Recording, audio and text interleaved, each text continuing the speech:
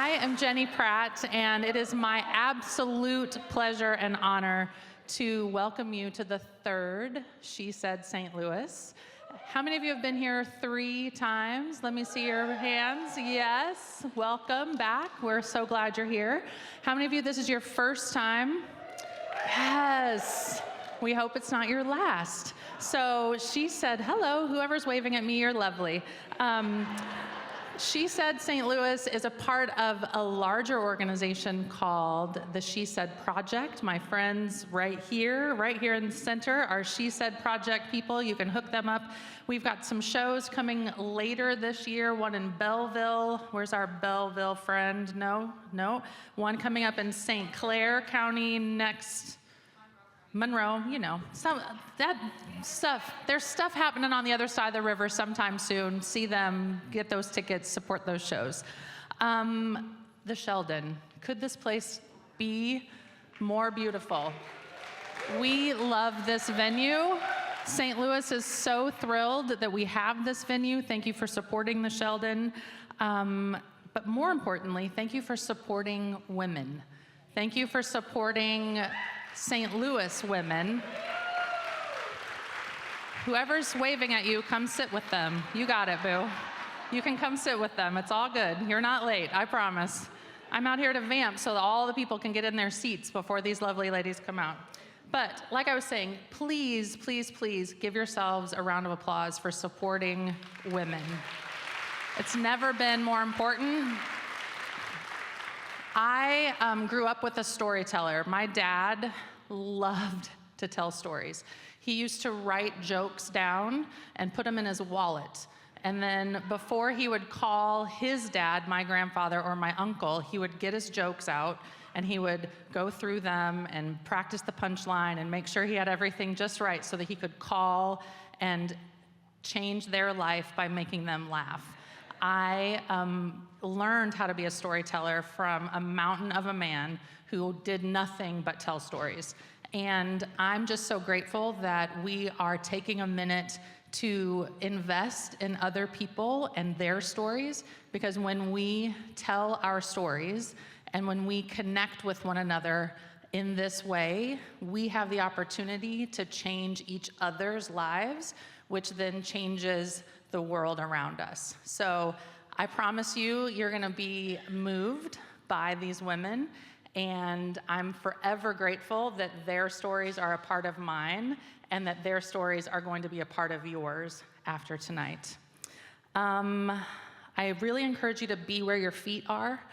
Mina and Gina, they're not even related, but they rhyme. Mina and Gina are here tonight, and they are capturing video, they're capturing pictures. So if you have someone important on stage, you don't need to have your phone out and take care of her. She will be taken care of. You will get those pictures.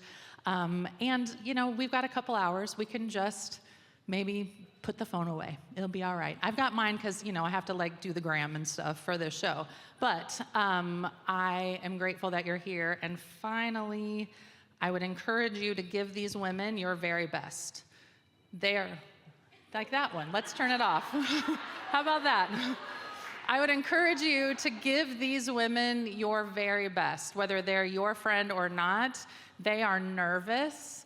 The butterflies are flying in formation in their bellies, and they are going to give you their best. So if you could cheer for each of them like they're your best friend, I would be so grateful, and so would they. So, are you ready? Are you ready? Excellent. So without further ado, please welcome the 2024 cast of She Said St. Louis.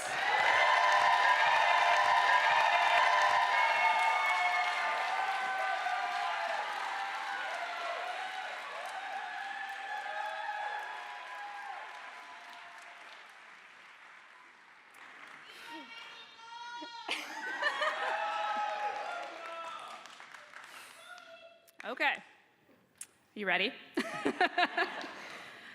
There is an incredible poet of my generation, and last year she wrote, "Once we have spoken our saddest story, we can be free of it." That poet is Taylor Swift. And now I'm working to let go of my saddest story.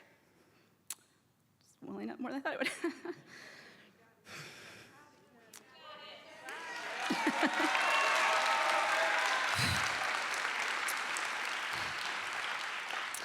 In early March of 2021, I had a slight shooting pain in my right breast. And for the first time in a very long time, I took a pause.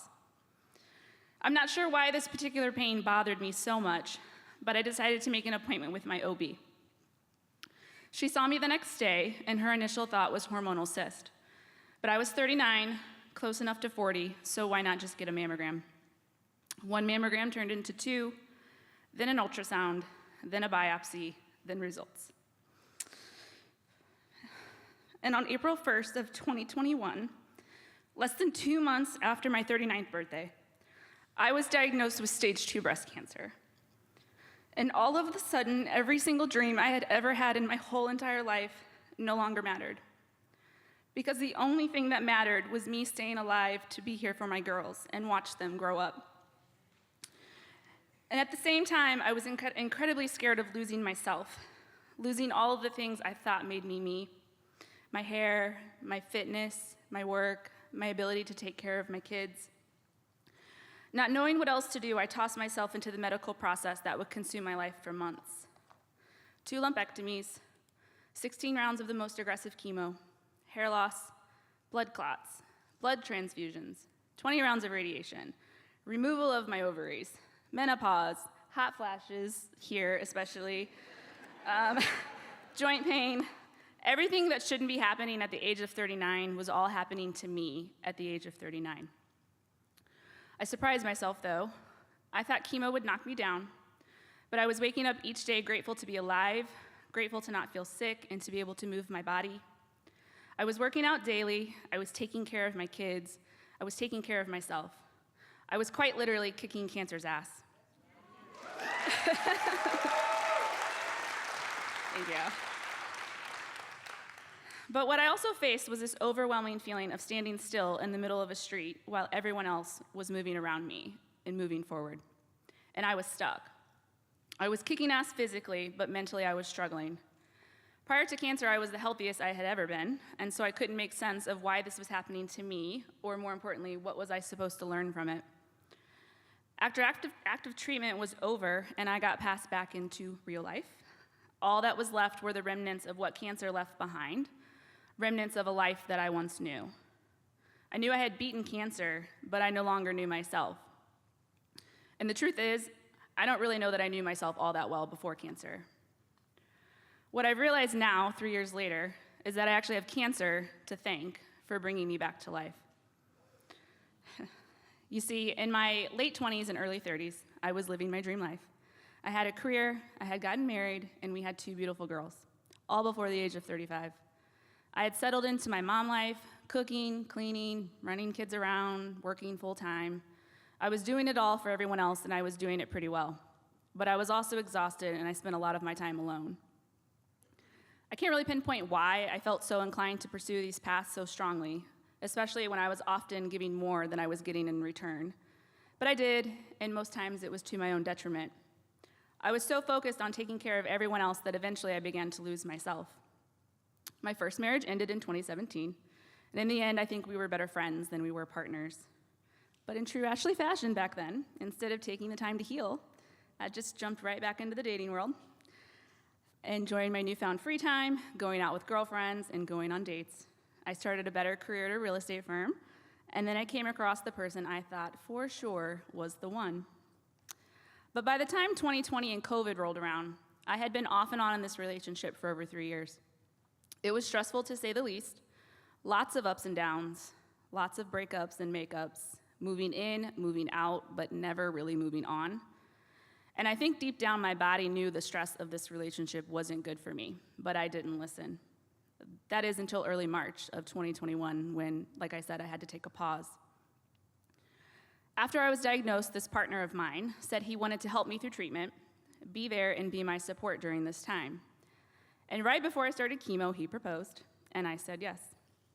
Lots of therapy later, I now know that making such a big life decision immediately following a life-threatening diagnosis is a bad idea. Don't do it.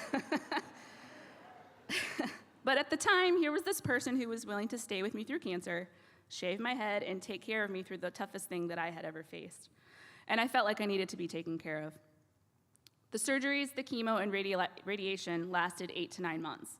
And when the end of 2021 rolled around, I had finished active treatment and been declared cancer-free. Thank you. 3 years. I was ready to get married and get on with my life, but my gut, she was uneasy. In 2022, I did get married and started planning how happy I would be all of the time. But to the shock of no one, except maybe me, the ups and downs in this relationship never stopped. There was fighting. There was a lot of fighting. There were a lot of silent treatments, a lot of me walking on eggshells and gaslighting. And by the end of that year, I was ready to leave my second marriage. But the fear of what people would say and how it sounded to be divorced twice, it was heavy. I heard promises of change, and although I was weary, I rolled into 2023 with high hopes. Hope is a crazy thing sometimes. You will likely not be surprised to learn I'm single. What I finally realized after finding the best therapist is that I was in an emotionally abusive relationship, and I had been for years, even before cancer. When I heard those words out loud for the first time and someone validated me, something clicked. So at the end of last year, I packed my shit and I packed my kids and we left.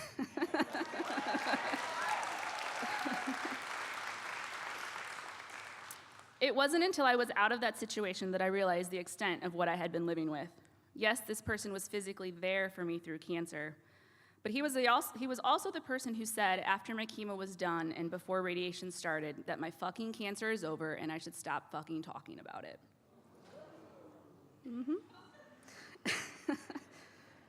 Which probably explains why for most of last year I had been waking up and going to bed with my heart racing. I was not sleeping and I could not focus at work. There was no peace. And the moment I stepped into my own space, it all stopped. Life was calm again, and it felt as though my body was finally yelling thank you back to me. When I went to write the story initially, I assumed it was going to be a conversation about me kicking cancer's ass and starting a nonprofit to help other women, which I have done. Thank you. But when I started to dig deeper, it became a story about taking these shitty things that life tosses your way and actually listening to yourself in these moments. What is my body trying to tell me? I'm not sure I would have left that unhealthy relationship had it not been for cancer. And I'm not sure I would be where I am today had cancer not saved me. So as much as I thought this was a story about overcoming cancer, it's much more than that. This is a story about listening to your body, about listening to your gut. And listening to your body can mean many things. It can mean going to the doctor when you have a random pain or when anything feels off. It means loving your body, loving yourself the most and knowing what your one precious body needs. It means doing more of the things you love and less of the things you don't. It means surrounding yourself with people who bring you joy and peace and less time with the people who bring conflict and toxicity.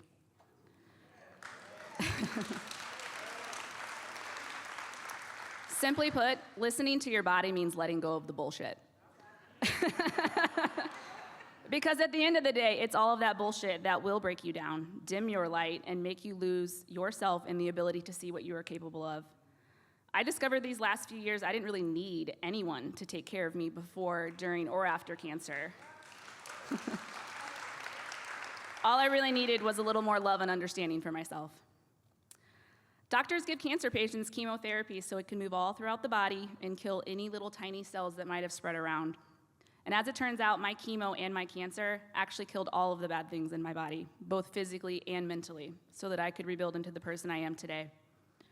I remember being so scared of losing myself and the person I thought I was when I was diagnosed, but as it turns out, I was meant to lose that person, because this Ashley is so much better than the one I used to be. Thank you.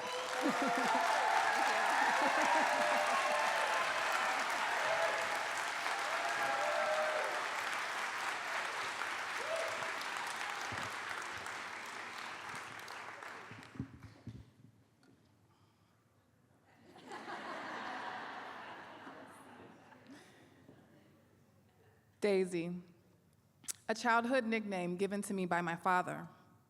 Daisy, as in dazed and confused. You see, I was often in my own world, no matter what was happening around me. In my own world, like a daisy in a field, just blowing in the wind. Yes, as a child, I lacked focus. Sometimes as an adult too, if I'm honest. Sort of like a ping pong ball, just bouncing around until I fall into the right place. I'm one of those people who will start cleaning in the living room, go to put something away in the kitchen, clean in there for a while, then go into the dining room, and then think, oh, I'm supposed to be in the living room. And then I go back and finish cleaning in there. This cycle repeats itself until all the rooms get clean. But they do end up clean eventually. Sometimes it looks and feels like I have no idea where I'm going or what I'm doing, what's next. But somehow, I always end up where I need to be, where I'm meant to be. When I graduated high school, I had no idea what I wanted to do. I went to college because that's what I was supposed to do. So I fell in line, and I went in knowing that it was an opportunity to discover, to learn, to grow, and to figure out what the next chapter would be, see where the wind would take me. And that's what I did. No plans, just in college, blowing in the wind. I had no idea what it meant to be independent or how to be, and I failed. Spectacularly. I was unorganized, time management was not a strength. I didn't know how to prioritize. I had no system or structure to manage my responsibilities. I was on the dance team, I had a work-study job and a scholarship to maintain. I was overwhelmed. But again, I didn't know how to prioritize. I don't know that I really even had priorities at that point in life. I was just focused on making friends, trying new things, finding myself, and having fun. Just enjoying life and exploring the things that came my way. And it showed. By the end of my freshman year, I was placed on an academic probation. I was failing. I was stressed and de-stressed, terrified that I would continue to fail, that I would be a failure. This was my fault, really. I was told there was a GPA expectation. I knew I wasn't making great use of my time. I knew I wasn't going to class. I knew I needed to do better, that I was capable of better. Sophomore year, I found my focus. I strategically scheduled my course load. I prioritized going to class and actually doing homework. I created a schedule and a structure to keep up with all the things. I was starting to bounce back. But it wasn't enough.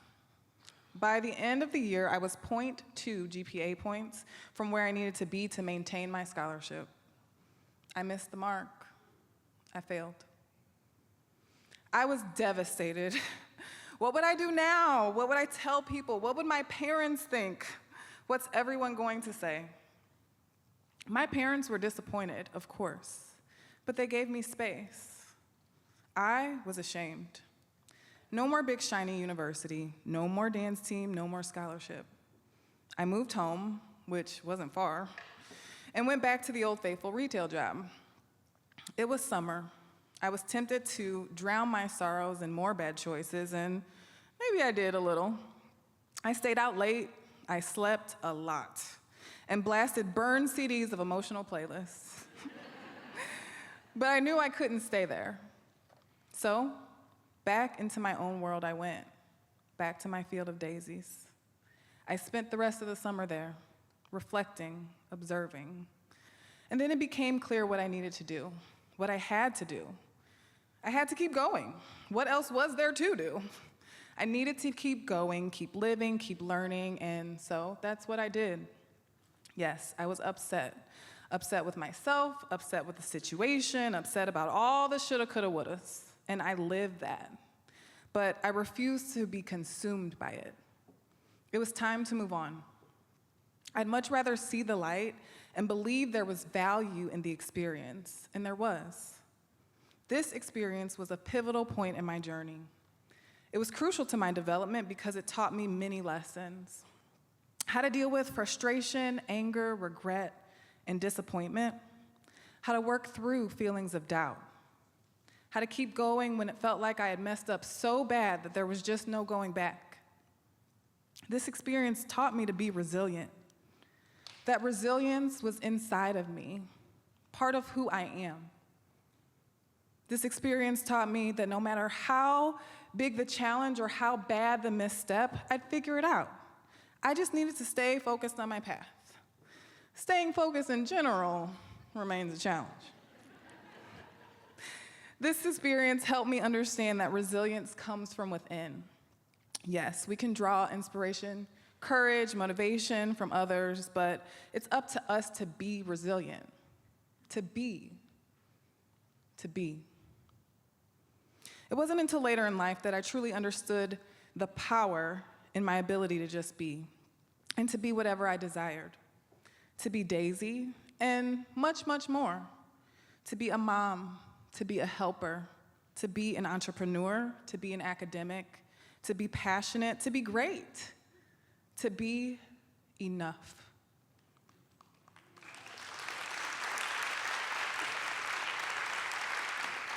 Being can be hard. It requires us to tune in. It also requires us to let go.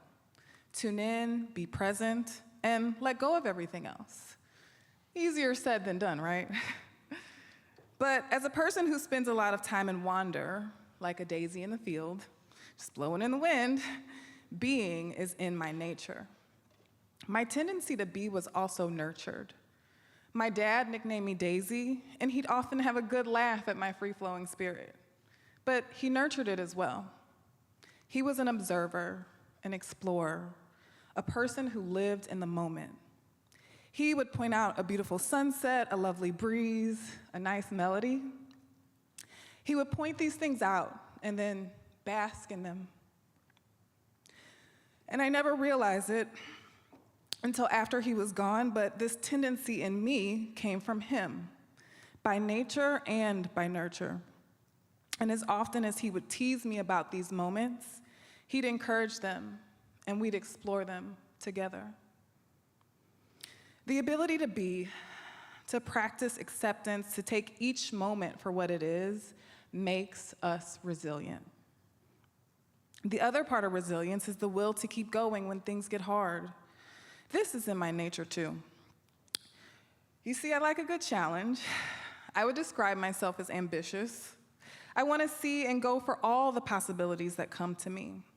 A strong will is definitely in my nature, even when it's working against me, or I'm working against myself. My will was nurtured by my mom. My mother always made sure everything was okay and made sure we believed everything would be okay. She showed me that you can make a lot with very little when you're willing to work, to spend the time, energy, and intention, having the drive to have a plan, even when times when there is no plan. It takes a lot of will to claim, believe, and then make happen. I learned this from watching her. She taught me what a powerful woman looks like. I remember having lunch with her shortly after the appeal to keep my scholarship had failed. I sat there in tears, feeling like the world was ending. And she told me everything would be okay. She told me I was not a failure, and I'd still go on to do great things. And I believed her. There are so many others who inspire my will in different ways. People placed in my life to show me myself, to inspire my resilience. My husband, the strongest-willed person I know. I love that about him, even when it's working against me. He works relentlessly to take care of our family, to open up doors the world tries to lock him out of. His will is quite remarkable, and it inspires me every day. My kids, they've shown me my will in different ways. The experience of carrying them, bringing life into this world, and then maintaining it, motherhood is a miracle that is the most beautiful illustration of will I have ever experienced. It has been 18 years since I lost that scholarship, and despite that failure, I kept going. I went on to complete my undergraduate degree, then my master's, and at the end of 2023, my PhD.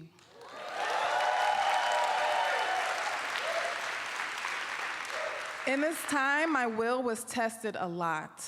I grew as a person and professional. I became a wife and mother. And inspired by those closest to me, I tapped into the will within. I also leaned into my ability to just be, retreating to my field of daisies as often as I needed, taking time to reflect and reset. So when things get tough, when times get tough, when I need to find my resilience, I tune out, tune in, and tap in. Tune out the noise, the fear, and the doubt. Tune into the present moment and all there is to be grateful for. And tap into my will, the strength that lies within.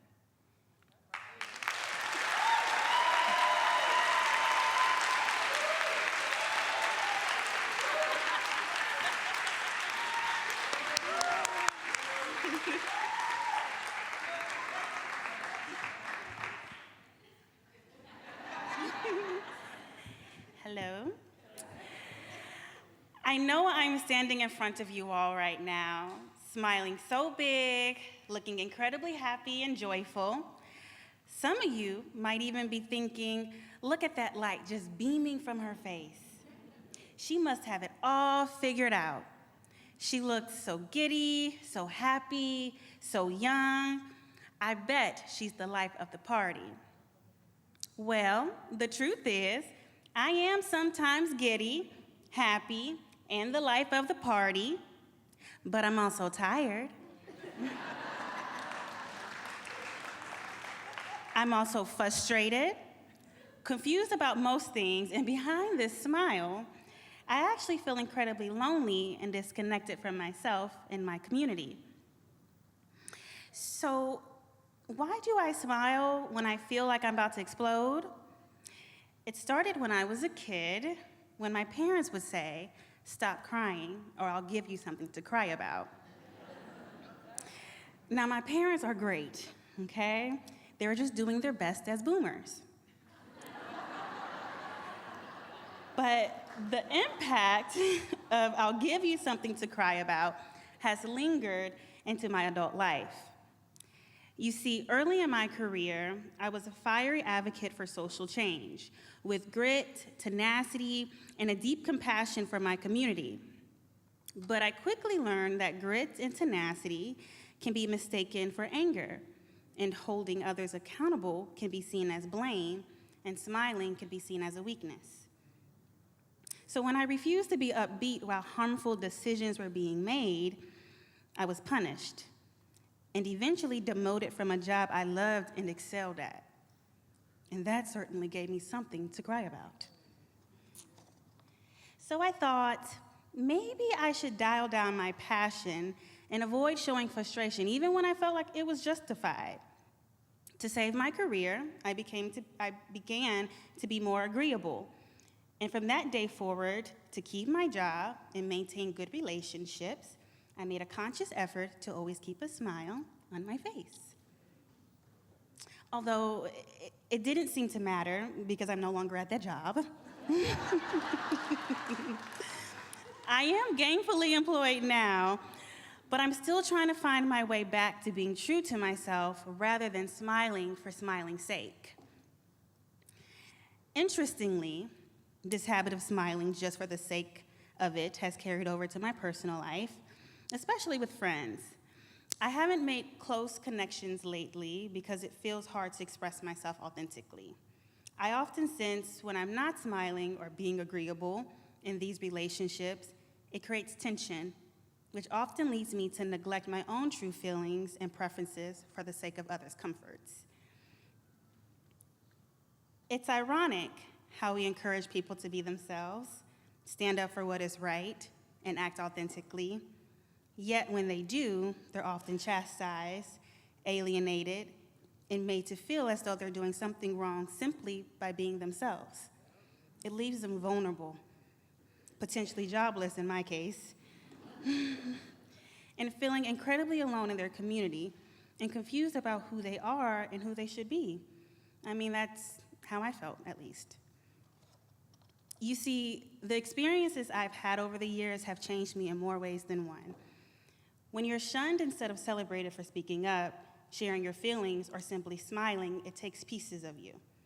It beats you down and strips away the best parts of what makes you, you. It reshapes you, and then one day you look up and you can hardly even recognize yourself. Because the person you've become isn't really you, it's other people's idea of you. You are who they want you to be. And so recognizing this disconnect between who I was and who I became was painful. It was in that moment that I realized I needed help to find my way back to myself.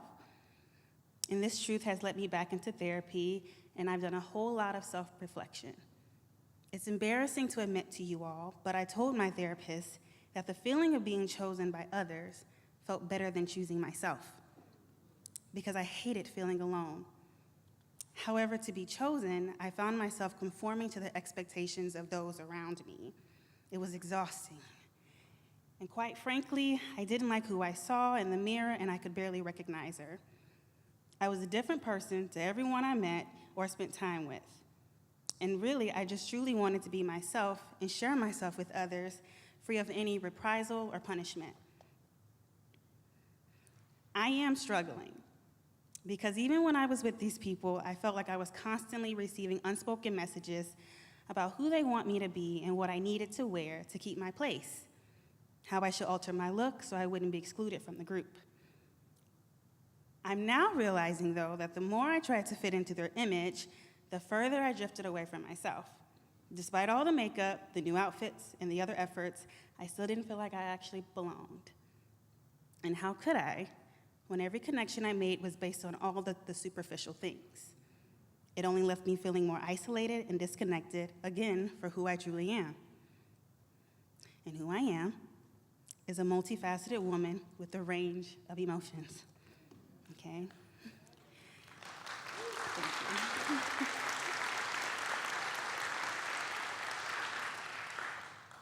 I find myself longing for others to accept and celebrate me for all that I am. I love my electric smile. I love to laugh really, really loud, and I like to smile often and be kind and gentle to those I love and also meet.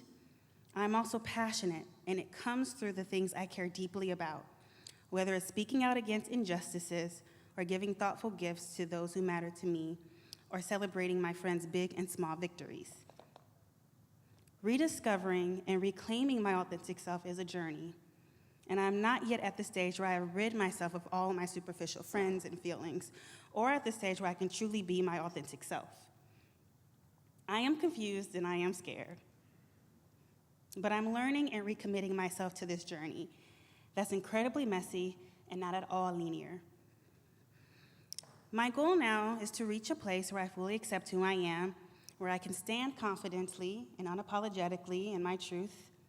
I want to be among a community that celebrates all that I am, where authenticity is welcomed and differences are embraced. I know it will be a journey, but I'm committed to being accepted and uplifted. Because when we are true to ourselves and are among people who simply want to love us and value our uniqueness, that may be the greatest celebration of all. Thank you.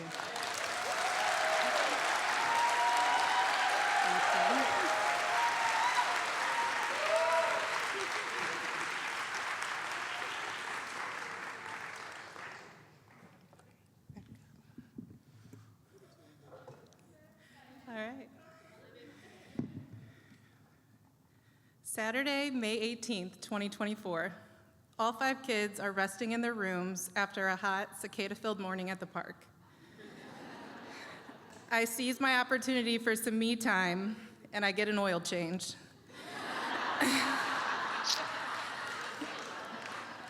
Prior to our Memorial Day road trip, while my husband works on his sermon for Sunday morning, I not so casually swing by CVS for a pregnancy test on the way home.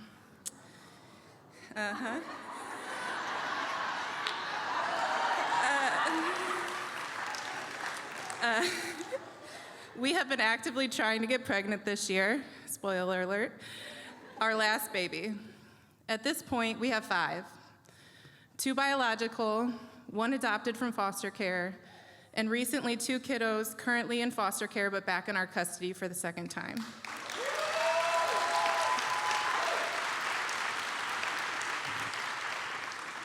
So that's 5. 10, 8, 6, 4, and 4. Opening your heart to fostering requires you to give up a lot of control in your life. As a type A planner, this is a struggle, to say the least. But I've learned you have to accept we have to make decisions with a bit of uncertainty and proceed forward with confidence in the unknown. Life does not stop when kids come into care. I get home and all 5 kids are awake. That did not last long. I head for the only bathroom in our home with a working lock, and I try to sneak past the excited to see mom children and lock myself in with no such luck. Just when I thought I was safe, I peek around the corner into the bathroom closet to find my 8-year-old. She's in an active nosebleed, which for her is pretty standard in spring. I stop the bleeding, only to have one of my 4-year-old sons ask for support on a proper butt wipe. Crisis averted. The bathroom now to myself, minus the little hands banging on the door for me to come out. I quickly grab my CVS bag and pull out the test. I must refresh my memory on how these things work. I haven't used one in over 5 years. I follow the directions and wait. I flip it over on the bathroom sink face down, pretending I have patience. And I say a prayer as 3 of the 5 continue to lovingly bang on the door for my attention. As I check my timer, I see a text from my cousin. She will be having her baby today. Wasn't expecting that. Okay. C-section scheduled for 4 p.m.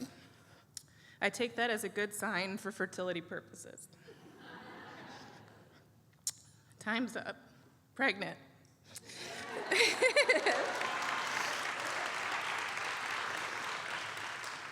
Baby number 6 due in January. Now, I'm sure most of you are wondering, how in the hell did we get here? Well, there was a time in the not-so-distant past where I thought I might never be a mom. My husband and I married in 2014. We just celebrated 10 years this past April.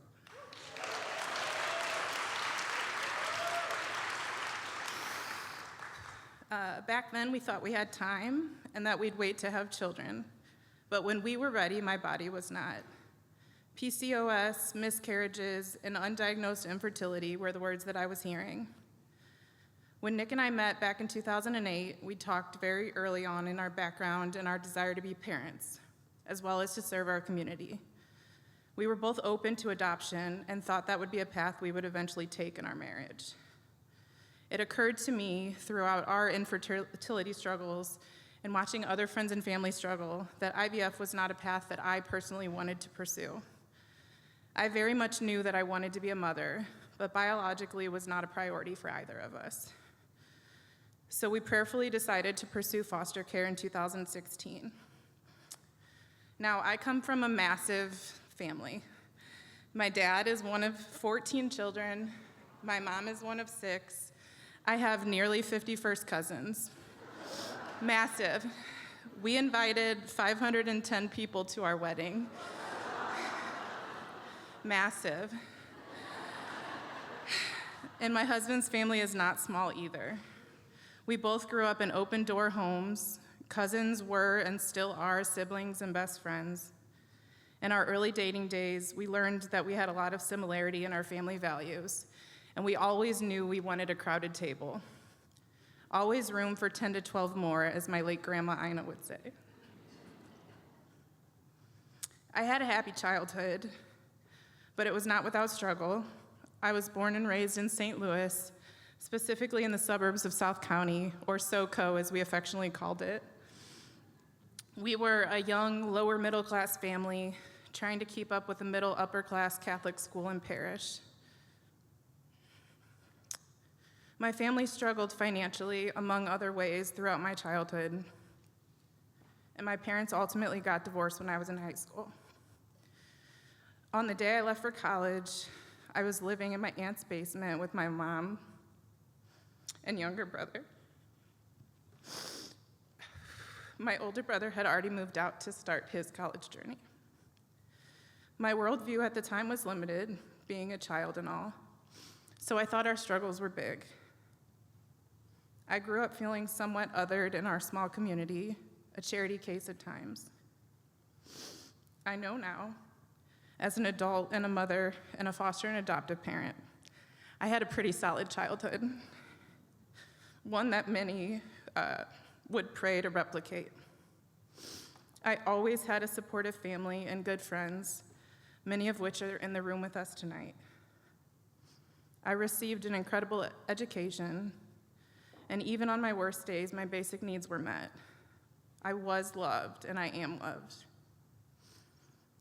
I worked all throughout high school and college to support my tuition. I studied accounting, economics, and finance in college with the hope to take control of my future in a way that I could not as a child. And based on my struggle, my empathy grew. Looking back, the value of hard work was one of the greatest gifts my parents ever gave to me. I graduated early from college, top of my class, much like my mother managed to do, only she had 3 small children at the time.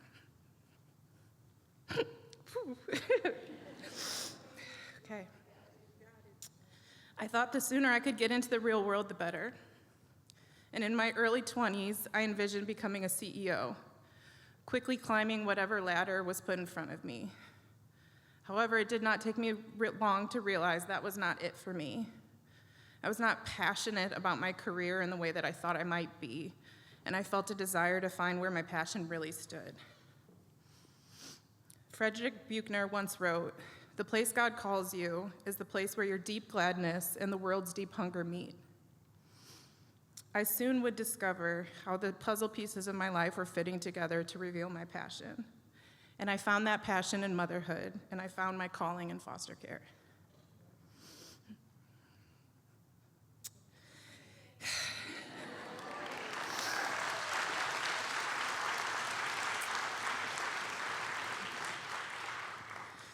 It took us 9 months to get fully licensed, and right upon completion, we found out we were pregnant. We decided to continue the call that we felt and do both, bio and foster parenting at the same time. So at 20 weeks pregnant, we took our first foster placement, a sibling set of sisters, 2 and 4, November of 2017. I would go on to carry 2 healthy babies. Regina was born in May of 18, and Cole was born just 16 months later in September of 2019. Irish twins or something close. Our foster girls would reunify with their bio mom in December of 2019 after 2 years of being with us full-time. And 3 months later, we would welcome Antoine into our home through foster care. March 12th, 2020.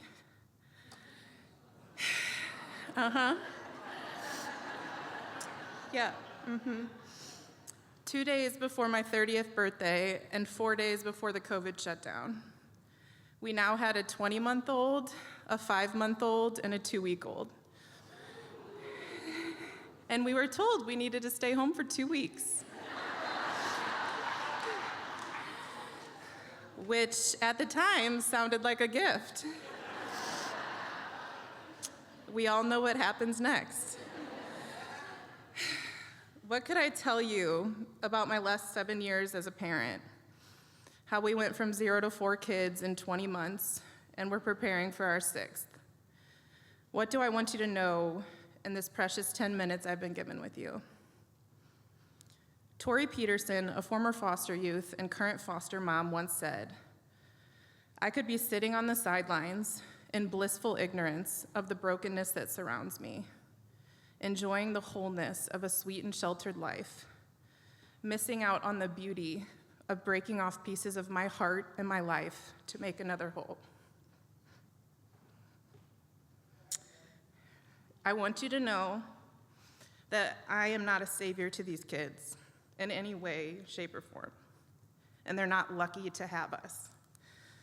There's literally nothing lucky about the circumstances that brought them into our home. I want you to know that you and I aren't any better than the bio parents these children come from, and that everyone starts out as children themselves, looking for and needing an adult to love and protect them. And that understanding is how I attempt to maintain empathy in the darkest of circumstances. I want you to know that you should stop saying things like, I could never do that, or I would get too attached, as if somehow we're able to care for these kids for years at a time and not love and attach to them, like we don't crack in half every time they leave our home. I want you to know that I'm trying to get through this without having a complete meltdown. But I am, yeah.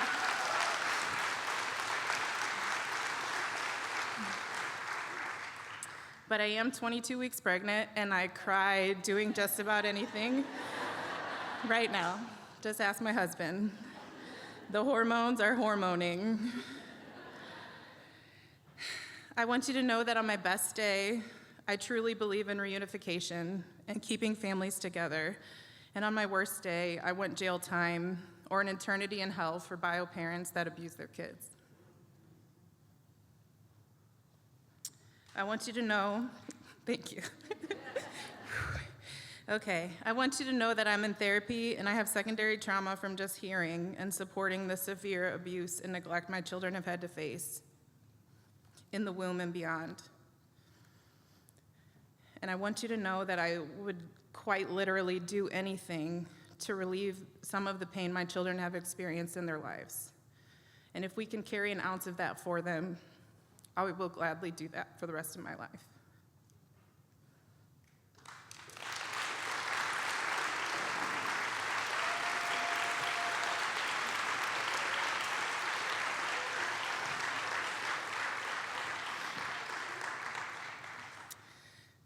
I want you to know that foster parenting is absolutely the hardest thing I've ever done and will ever do, but it's not slightly close to the difficulty of being a kid in foster care. And I want you to know that my goal in motherhood is joyful sacrifice, to be an example of a strong woman that has it all together, not by just in appearance, but in reality. But some days I fail hard, and some days I barely have enough energy to get through. I want you to know that when I leave this world, the only job titles I want to be remembered for are wife and mother. I don't want my time in corporate America to be in my obituary.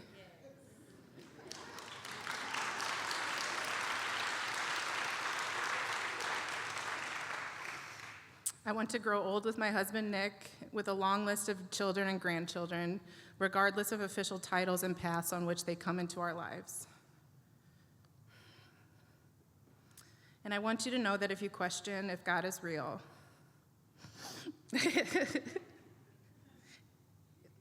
I'm here to tell you, he's absolutely evident in the most vulnerable.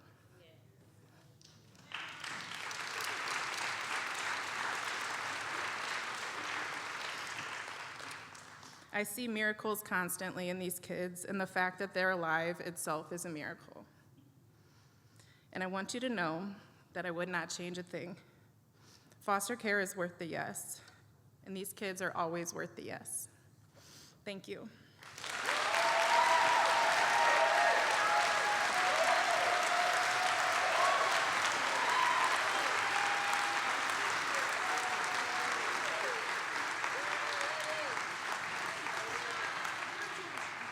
I was a nervous wreck.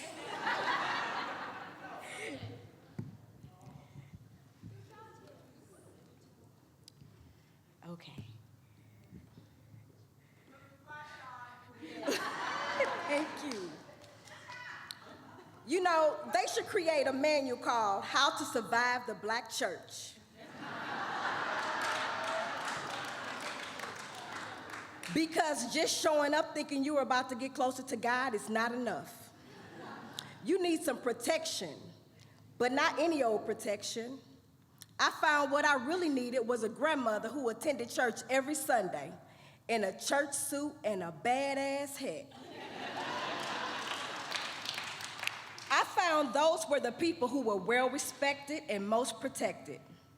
In my early 20s, I felt like something was missing from my life. I didn't know what my passion or purpose was. I was just out here existing. And if you know me, if I'm looking for something, you know I'm going to find it. Well, I'm not sure, but I decided to go find God. I recall the day like it was yesterday. It's in me, stuck. Now, keep in mind, I have never been to church as an adult. I didn't have any church clothes, money, or even a Bible. I mean, I had heard great things about the place, so I figured that's where you find God. Everything I heard made me think that it was heaven on earth. Now, if the church is heaven, then that means the people are the angels, so the pastor would be God. Now you see where I'm going with this. So, not only was I missing that grandmother in that badass hat, I was also missing church clothes. So what I wore was a tight skirt, a tight shirt, and some cute heels. My body was shaped up and banging. I was killing it for my first day of church.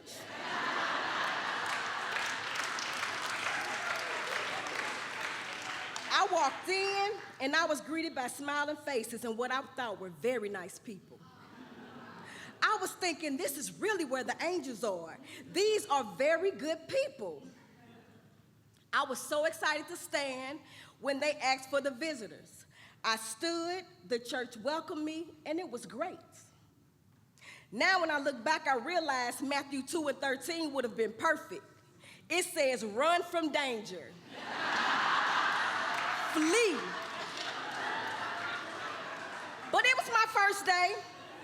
I didn't know any scriptures. I also didn't know I should have ran for my spiritual life. Well, soon as service ended, the pastor ran from the pulpit. When I say he ran, I didn't even get a chance to get my tight skirt off the pew. He moved fast.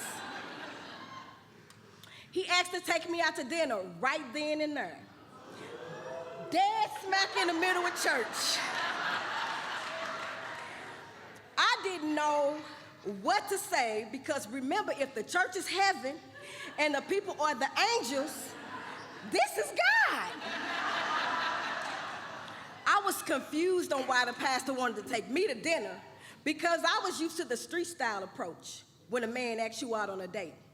But I guess church is more a sanctified version of the same game. Oh well, I said no because I had promised my mom I would make her my famous spaghetti. So I got away from the pastor, but on the way out the door, a deacon caught me and asked could he use my cell phone. I was thinking, it's 2003, everybody got cell phones. But I went ahead and gave him my phone number because I'm new here. The deacon put his cell phone number in my phone, locked it in, and said, call him. If I could be frank, I didn't know what the hell was going on my first day of church. I got out of there, but I came back the next week because the choir was awesome, the pastor could preach, and I thought it was what I needed. I also thought it was what my son needed, my mama needed, my aunt and uncle, even my best friend and her daughter. I quickly decided that everybody needed God. I was walking the walk, and about 2 months later, I was involved in Sunday school, Tuesday night teaching, Bible study.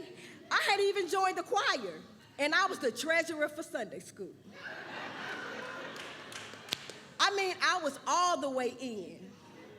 And along the way, I found myself in bed with the pastor. Well, let me tell you, heaven on earth quickly turned into hell in church. Especially when the women found out I was dating a pastor. He was out loud about me and very quiet about the other women. Yeah, I said it, the other women. It was a lot of them. It took a while, but I finally realized I was losing while I was attending church. I lost confidence, I lost faith, I lost self-esteem, and I had also lost the desire that I once had for God. I also lost my best friend. Remember the one I had brought and I was so excited about the angels? Turns out, she was in bed with the pastor too. Well,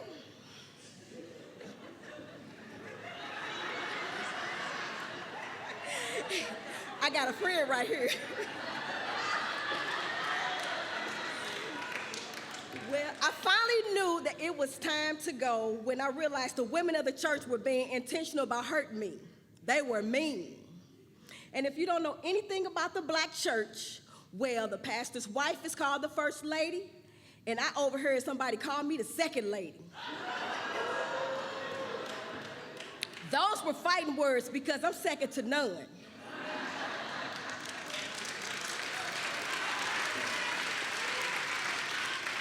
But that's when I knew it was time to go.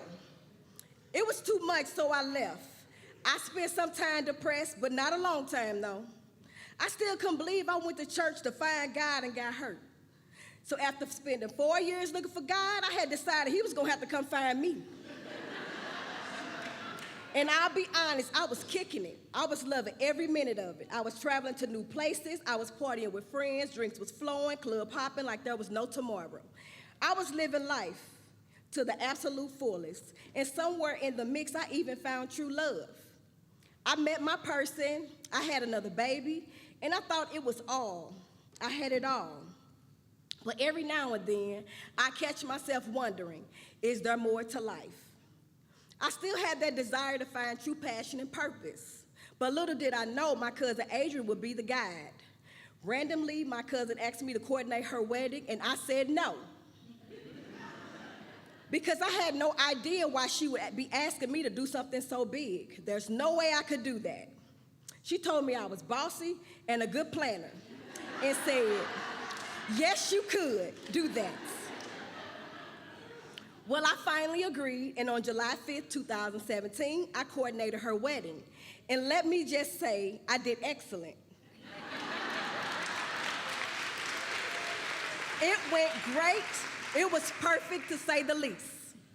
And here's the crazy thing. Instead of going out looking for God, I found something even better. I found something that I was able to do from my heart, and it came very easy. Now, 21 years later, I'm a wedding day coordinator. I am the proud owner of Shine Love Events.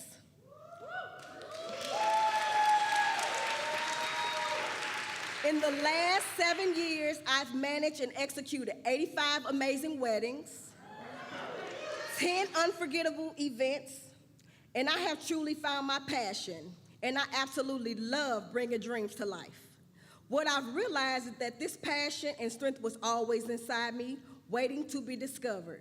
I didn't need a manual, an outfit, or even a grandma with a suit and a badass hat.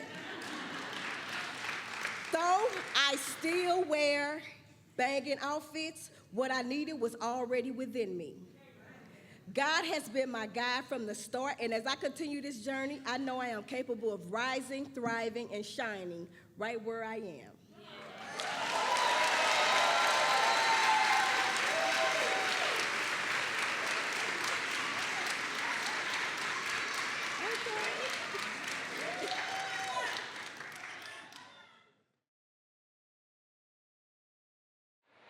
Did everybody get a drink? Excellent. Hi. We're going to do this again. Do you want to do another act with us? That's the right answer. That is the right answer. Some of you probably saw that Act 1 crew out at the bar. I was like, where are y'all going? They're like, we're done. We're going to go get a drink. I was like, excellent. This after party's going to be lit. I want to tell you a couple things before they come. I'm letting them get their drinks poured into different cups. So 3 years ago, actually it was more than 3 years ago, in my little living room, I was having a conversation with my friend Carrie right here, who started this whole thing more than 10 years ago. She's the real. So Carrie and a couple of her girlfriends in Champaign, Illinois, were sitting in the backyard watching their girls play, trying to figure out how they were going to make the world better. And this happened more than 10 years ago. So Carrie handed over to Jeanette, who's also sitting right here, and Jeanette is taking this whole deal all over the place and has conferences and podcasts and books and lions and tigers and all the things. But we are a part of a bigger community, which is great. But still, like 3-4-ish years ago, I was sitting at my house and I said to my husband, who I still haven't figured out where he is. I know he's here somewhere. Oh, okay, there he is. I said, takes a team. I said, so I'm going to do this thing. I'm going to do this thing. And he said, okay. You have to understand that when he says, okay, usually in his brain, it's like, well, how are we going to pay for that? Who's going to come? Why would we do like the whole laundry list, right? But his okay to me was like, great, I'm going to do it. So here I go. I jumped in with both feet, and here you are. And here's the thing. Jumping in with both feet is great, but if there aren't people there to catch you, that's just a leap, right? And I want you to understand that this book is your guide to organizations in this community who catch you when you take big leaps. So all of the companies and organizations in this playbill said yes to supporting women and said yes to supporting this night. So I hope you will say yes to supporting all of them, because they rely on you and we rely on them. You know, it's a whole circle. A couple of them that I want to tell you about specifically. Stage to Move. Where's Emily? Yes, Stage to Move makes this all happen. Stage to Move is a staging company. So if you're getting ready to sell a house, they can help you make things look great. If you want to redo something in one of your rooms, they can also help you think through that. So Emily and her team do an incredible job. How many of you drive a car? How many of those cars take gasoline? Our friends at On the Run, this is their second year supporting our organization, and I truly can't thank them enough for the financial support that they give us. But literally, if you need a dermatologist, if you need some consulting work for your company, if you need a florist, if you need greeting cards, like this book is your guide, and I hope that you will tell them that She Said sent you.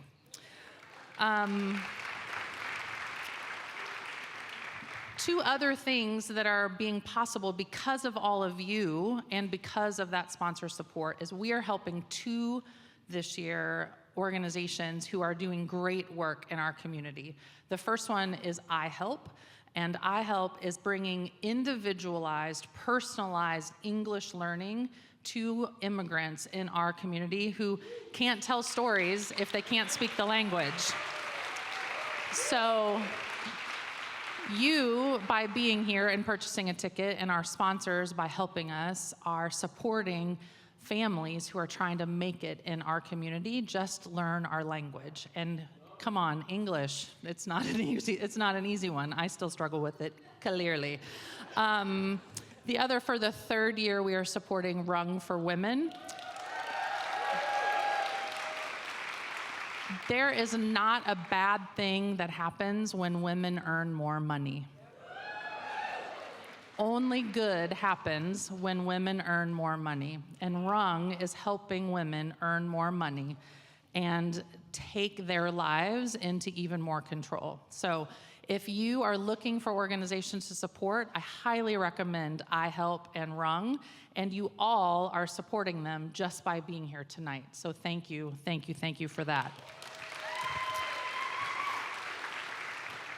Another way that our sponsors and you are helping us is it makes the after party in the Conacher room possible so that you all can just pop upstairs and join us and say hello and congratulations and celebrate these women, but also to reconnect with each of you. Or connect with, I don't know, again, English, it's hard. So how about, it looks like everybody's back from the bar. I'm sure their drinks have all been poured into appropriate glasses. And if you are with me, I think we should bring them back out, yeah? So without further ado, Act 2.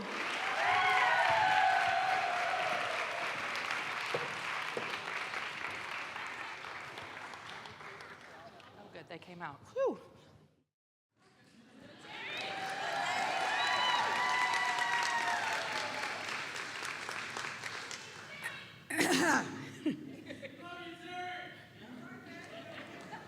Do do do do do do do do do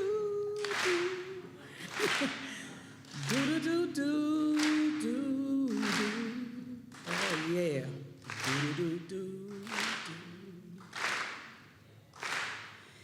If you look into your heart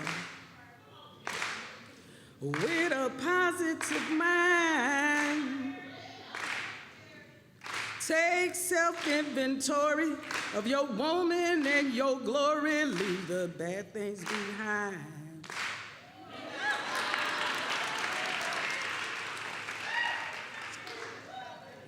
Good evening, ladies and gentlemen. Let me tell you how I, Terri Rose Lee Buford, stepped on this stage to tell you my story. Now, when Jenny Pratt asked me to be a part of this evening, I thought immediately, you want me to tell a story? She said, yes, being an officer, and that would be police. I bet you have some interesting stories to tell. I thought, but can I legally tell them? So I said to myself, better stick with telling the story about yourself. Why did I become a police officer? I needed a job. I wanted money, cars, the good life. But I was working in a dead-end job at Couples Rubber Factory, making rubber inner tubes. The factory was closing down, and I didn't know what I was going to do. I heard that the city of St. Louis Police Department was hiring. So I took the test, and I passed. But at that time, you had to know somebody to get hired off the list. I didn't let that stop me. The second time the chance came around, I took the test, moved through the hiring process, and was selected to start in the class for 1998, documented as a class of 98-1. Once I graduated, I worked as a patrolman, a traffic officer, even an academy instructor. I was doing really well and really enjoying my job. Then I did something really stupid. I bought a car from a really good friend. To get the license plates, the owner has to sign the title over to the buyer. Before all that got worked out, while on patrol as a traffic officer, I ran across some plates on a vehicle, took them and threw them on the vehicle. I took my tabs from another vehicle I owned and placed those tabs on the license plates. Now, a tab identifies the month and the year for a specific vehicle. An officer ran the tabs, saw that the tabs didn't belong to the vehicle, and reported me to the Internal Affairs Department, IAD. That is the police that polices the police. Long story short, the department considered that stealing. I found myself at headquarters, seated at a wooden table. Straight across from me were the investigating officers, a tape recorder, and a set of handcuffs, and the Garrity's rights paperwork. My puckered. I had never been in trouble, and I went into survival mode. Instead of just telling them what happened, I lied. And we all know you have to tell a lie the same way every time.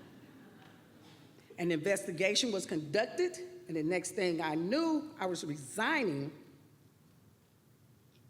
under charges and could never work for the SLMPD again.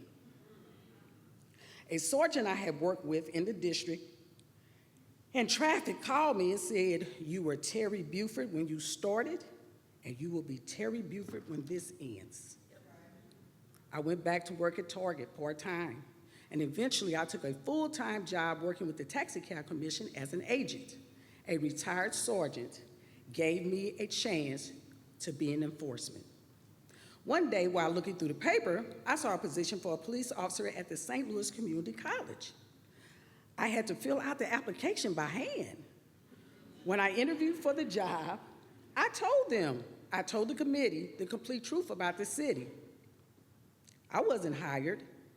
A few months later, I saw the job again listed in the paper. I called. I asked if this was the same job I had interviewed for and was told yes. I was told to try again. The interview committee liked me, but went with the officer who had worked for the college before. I got the job, y'all.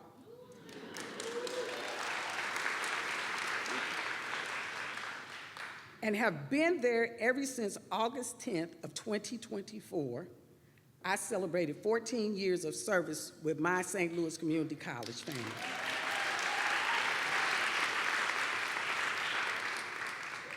I don't really love talking about myself, and telling this story so publicly sure makes me feel some kind of way. But like the sergeant said, I'm still Terri Buford, and there's for me and all of us to learn from this.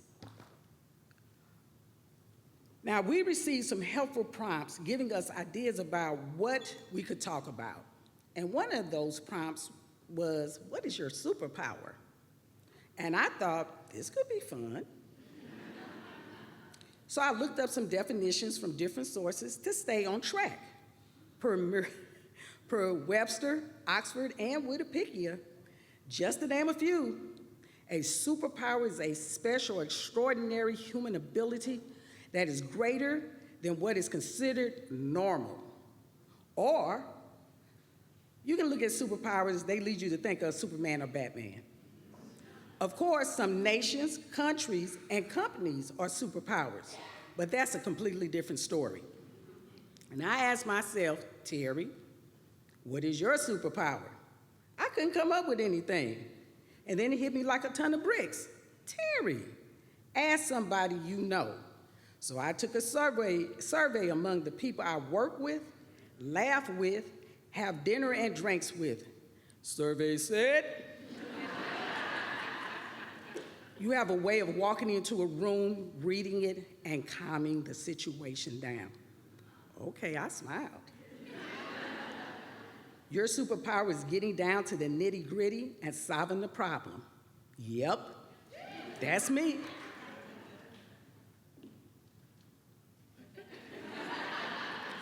You give without expecting. You do for people without expecting anything back. Wow, is that how my friend sees me?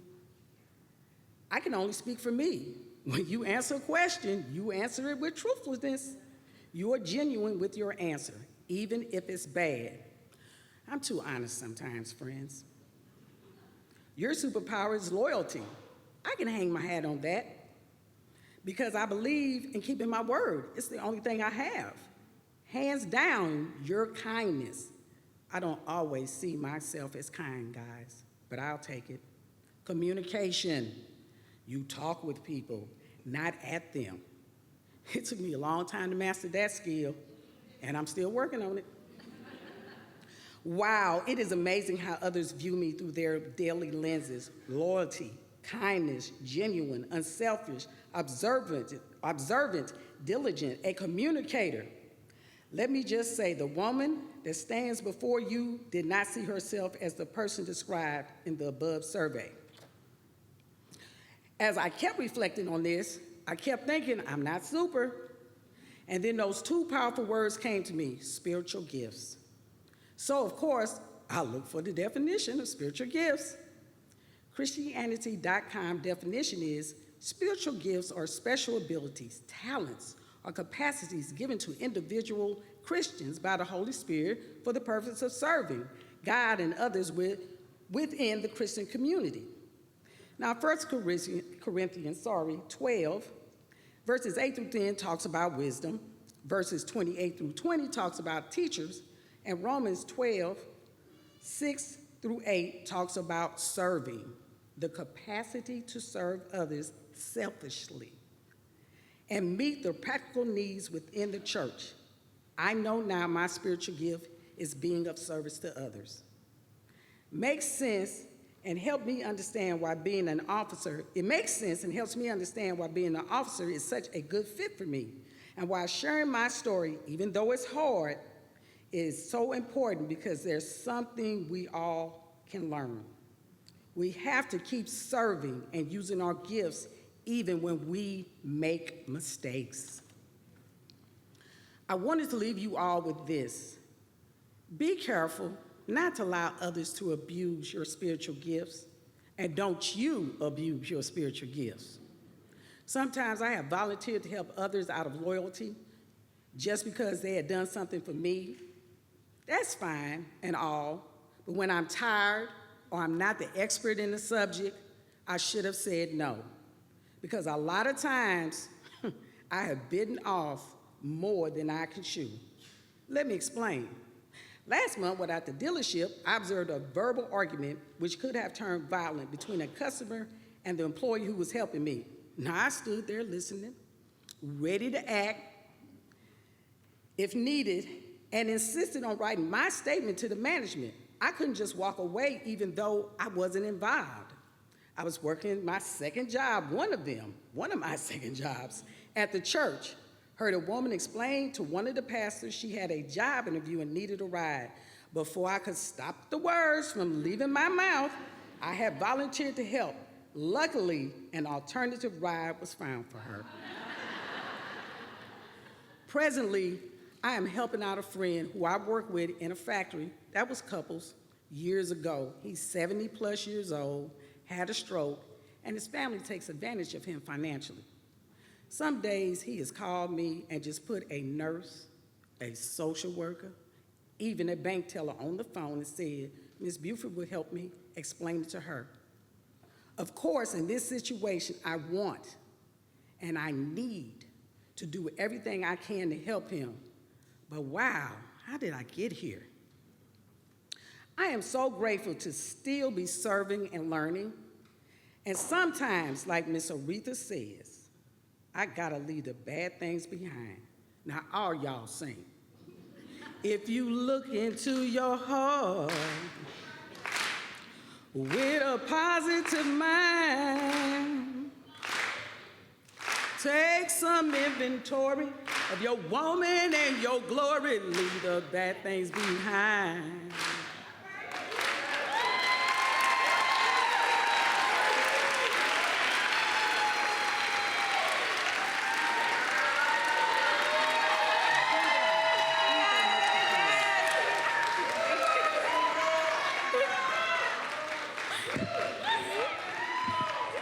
Yes, viva!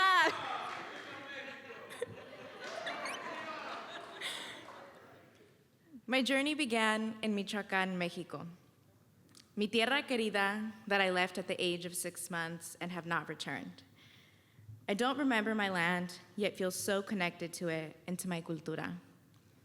It's a complicated feeling, being born in a place that I do not remember and yearning to return.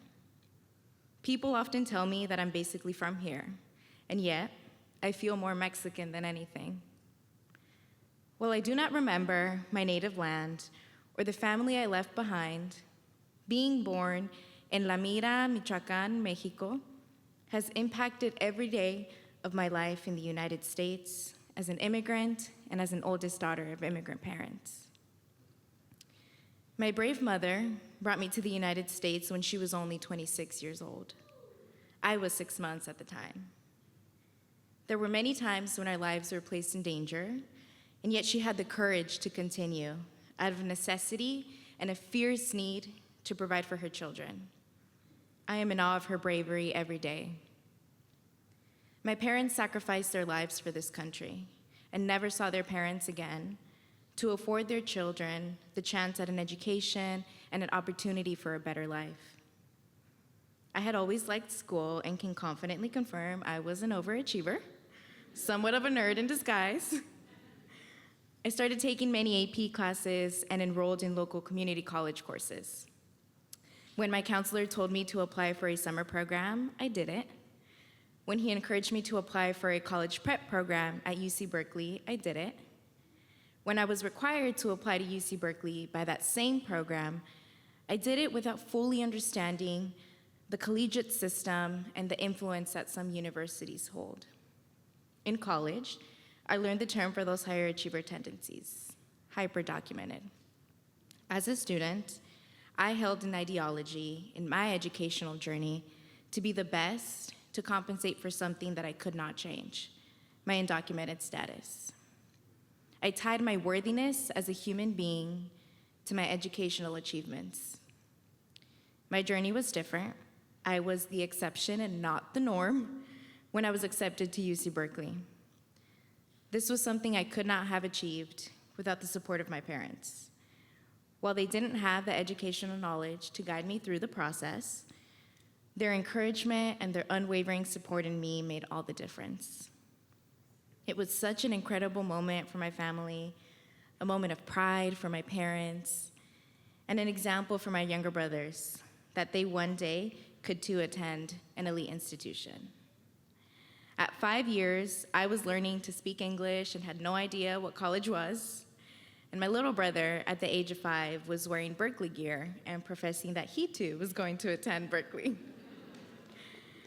2017 marked a transitional year for my family. I moved out to college, and my dad launched his business. For 16 years, my dad was a painter, working for another company before bravely starting his own. In 2016, California passed a policy allowing undocumented individuals to apply for professional licenses. It allowed my dad to legitimize his business and open his own painting company. It also meant that as the oldest, it was expected of me to help my dad navigate that process. While legal status was no longer a barrier, language and business knowledge continued to be. Not only was I a translator, but I also had to learn how to administer a business. I learned about EIN numbers for businesses and establishing one with the IRS. I learned about workers' compensation, general liability, bond insurance necessary for operating a construction business. I learned how to onboard employees and how to manage payroll. I learned to draft estimates, contracts, invoices.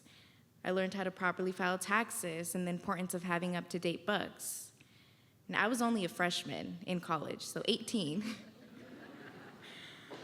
While my peers at the time were worried about their courses and their extracurricular activities, I was juggling all those things at one of the country's most challenging schools and worrying about our family business. I was learning valuable skills without even realizing it, not because I wanted to, but because I had to. It's only now that I realize how much of my youth was spent handling responsibilities associated with adulthood. And because of this sense of responsibility, I had never considered being so far away from home. However, that didn't limit me from pursuing my own career goals. After graduation, I applied to the Coro Fellows program in Public Affairs, hoping to stay in the San Francisco Bay Area. When I was accepted to St. Louis, to be honest, I completely ignored the email. I couldn't fathom leaving my family, and to be fair, I also did not know where St. Louis was. Oldest daughters in Latino households are expected to stay close to home. We're expected to learn to navigate the systems in the United States to help our family. Most of my life was spent supporting my dad in a small business, translating for my mom in healthcare settings, and guiding my brothers through the education system. I'm the go-to person for anything, whether that be for guidings, resolving an issue, or even just planning our vacations. I had been my family's protector. So, the mere thought of leaving my family, knowing that they needed me, made me feel selfish and guilty. How dare I abandon my family to pursue something that I wanted? While my parents provided their unconditional support, it was hard for them to accept that their only daughter would be moving across the country. And although my mother never vocalized it, I knew that me leaving wasn't what she wanted, what parent does. And while he was extremely supportive of my need to get out of my comfort zone and grow, my dad knew that I wouldn't be as available to support our business, but we'd make it work. I'm proud that I took this leap to forge my own path outside of the family nucleus. Thank you.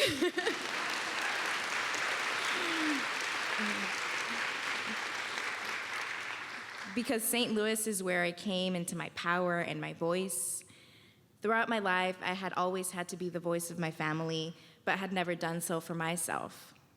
Moving across the country by myself pushed me to navigate the unknown. St. Louis is where I learned to be comfortable in my own skin. It's where I came to terms with being the only Latina in the room and to not feel uncomfortable by it. St. Louis is where I learned to activate my power and embrace my voice. While I was experiencing this new journey, the feelings of responsibility to my family didn't just magically disappear. I wasn't supporting my dad with the small business as often as I had been. I worried that my mother wasn't receiving comprehensive health care because of a language barrier, and I was no longer experiencing my brother's educational milestones firsthand. And while my parents were not resentful of me for taking this opportunity, it's still hard to distance myself from the pressure that has been ingrained in me from a young age. I'm definitely still figuring it out and trying to find the best ways I can use this newfound power to benefit my whole family. Earlier this year, I traveled to California to visit my mom, who had been having some health issues. And that same week, my dad had a misunderstanding with one of his clients at a job site. Due to the language barrier, it was difficult for my dad to understand her and vice versa.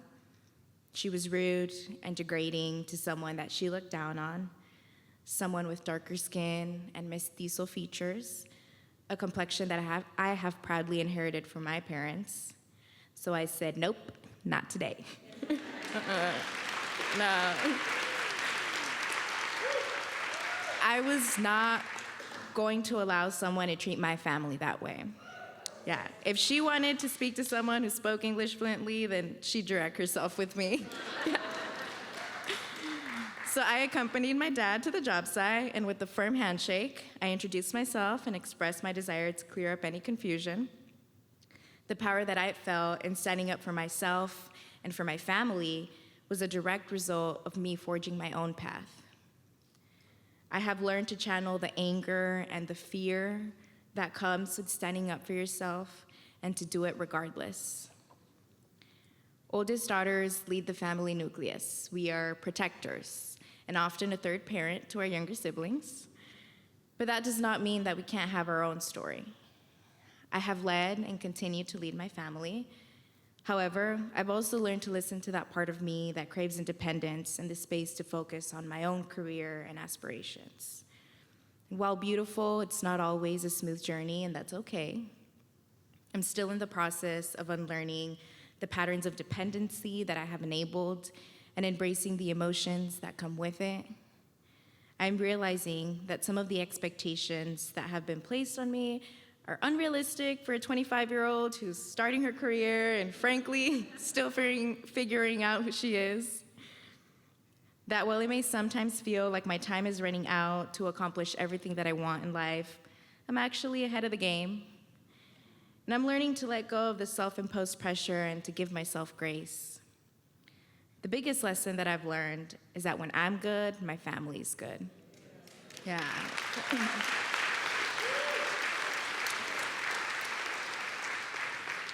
At this place in my journey, I look back grateful to God and for my family's support and look forward to a bright future as I independently build a new path. Thank you.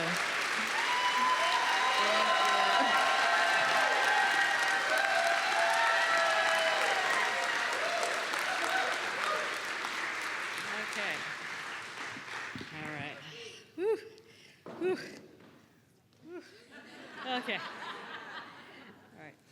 My name is Sophie Zavaglia, and I am a lawyer. You may have heard a few jokes in the past about lawyers and the truth, but what you may not know is that when you become a lawyer, you swear an oath to defend the Constitution and to never mislead the judge or jury through any false statement of fact or law. More plainly said, you swear to tell the truth, the whole truth, and nothing but the truth, so help you God. My career has been dedicated to trying to correct the damage that is done when people try to cover up the truth. For most of my life, I have been preoccupied by the telling of truths. You see, the truth and I have a funny relationship. My life has been defined by the telling of half-truths, and telling a half-truth can sometimes be a whole lie. To explain this further, I have to tell you about my dad. My dad was creative and talented and beautiful. He went to art school with dreams of being a professional artist. But after finding out that I was on the way, he made an honest woman out of my mom, became a carpenter, and worked for my grandpa at the family company. I inherited my dad's dark hair, blue eyes, and big eyebrows. I also inherited his hatred of bullies and love of 80s new wave. He could make just about anything: furniture, painting, clothing. If you gave him enough time, materials, and pot, he could create it. He sewed me clothing and costumes and even made a bed shaped like a castle for me because I was his princess and his princess needed a castle. He took me on adventures, put ridiculously big bows in my hair, and he laughed at my jokes. Everyone loved my dad. He made people feel special. These happy memories are pockmarked by other not so happy memories. I remember him acting sullen and angry at times. I remember being scared of him because he looked so weak at a certain point. I remember the IV stand in our home that he was connected to after he was put on hospice. I remember that in August of 1994, my dad, Scott, died after losing a long battle with cancer. He was 30, I was 7. All I was told was that Dad had cancer. My dad was a prolific smoker of Marlboro Reds, so my 7-year-old mind assumed that he got lung cancer. After my dad died, grief destroyed my family. My mom spiraled into a depression and became addicted to alcohol and opioids. My family went into silence. For years, it seemed to me like they hardly mentioned his name at all. My dad's loss was always present in the background, never to be acknowledged. I learned from their silence that it was not okay to talk about him. I accepted it and I did not ask questions. This went on for years, until the day the letter came. It was a summer afternoon when I was in middle school. My mom said that she didn't mean to announce the results of that letter. She said it was a slip of the tongue brought on by shock. I remember her opening the mail and gasping something about being undetectable. Undetectable? What does that mean? That was the day I learned what a T-cell count was. That was the day I learned that my dad died of cancer, kinda, sorta. That was the day I learned that my dad's cancer was actually lymphoma and it was brought on by AIDS. Along with this bombshell revelation, I was given a grave instruction. I had to stay absolutely silent about his cause of death. I could not tell friends, I could not tell teachers, I could not talk about it at all. I was told explicitly that I couldn't tell anybody because if anybody finds out, they will burn our house down. And that was where the conversation ended. Mom did not share the details of how he was infected, but again, my mind tried to fill the gaps. Even at that young age, I knew about the wild college years my parents had had: drug use, partying, drinking in clubs. As far as I knew, the only people who got AIDS were gay people, drug users, and blood transfusion recipients. I could rule out gay, and I could rule out blood transfusion, and that left drug users and seemed to check out. For a few more years, that was the truth that I lived. Until I was in high school, and I had another random conversation on another random afternoon, during which my mom dropped another bombshell, maybe by accident, maybe not. Yes, she told me, my dad died of AIDS, but it wasn't a dirty needle that gave it to him. In art school, my dad had sex with women and men. I can only assume that he had been closeted until that point. Unluckily, he made this self-discovery during the early 1980s in Houston, Texas, before AIDS became a household word. It's a very weird experience to learn that your parent had a secret life, especially several years after they die. Again, I was commanded to stay silent. You can tell no one. They will burn our house down. This was the era of don't ask, don't tell, Matthew Shepard, and the moral majority. Both sides of my family were devoutly Christian and swept up in the fervor of the evangelical movement. I went to a private Christian school, think Jesus camp, but all year round. Just as fun as it sounds. Pat Robertson and Jerry Falwell were revered mainstays of our community, and AIDS was God's wrath poured out on gays and whores and sinners. While AIDS was a rare topic of conversation at my school, my classmates parroted what they had heard at home. The message was clear. These foul sinners got what they deserved. There was never any thought given to the fact that people with AIDS had families that loved them, or that some of them had children. They didn't know that the child of an AIDS victim was among them. They didn't care that my dad was loved by his family and friends. They didn't even know my dad, but they were confident that a person like him deserved what he got. I did the only thing I knew to do. I internalized their disgust. And for years, I did what I was told. I kept the family secret. If my dad's death came up at all, I said he died of cancer. People let the subject come and go. I don't know if they just picked up the vibe that it was a touchy subject for me, or if they just weren't that interested in finding out more. I tried to convince myself that it wasn't a lie because, well, it was half true, but I didn't feel like I was telling the truth. I felt like I was lying. I believed with all my heart that my truth was ugly and needed to be hidden away, that my dad, who I loved so much, needed to be consigned to the silence of the past, that I was a liar, that I was ugly on the inside, and that if people knew the real me, they would reject me. Then, in the summer of 2008, I fell in love. Love has a funny way of creeping up and knocking you in the head and changing the way that you look at life. I met this guy, Hayden. He's here tonight.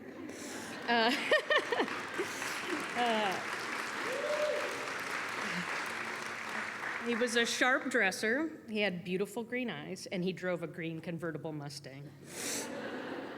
The thing about Hayden that shocked me the most was that he wanted to know about me. He wanted to know who I was, inside and out. I felt like I could tell him anything. We had only been dating a short time before the subject of my dad came up, and unlike almost every conversation that predated this, when he heard that my dad died, he asked why. I froze. Ask me again sometime was the best I could muster. I didn't want to lie, but I wasn't ready to tell the truth. A few months later, he asked again. I ignored every instinct in my body to lie and to hide, and I said it. He died of AIDS. And dear audience, he didn't dump me right then and there. He didn't judge me, he didn't treat me differently, and no one burned my house down.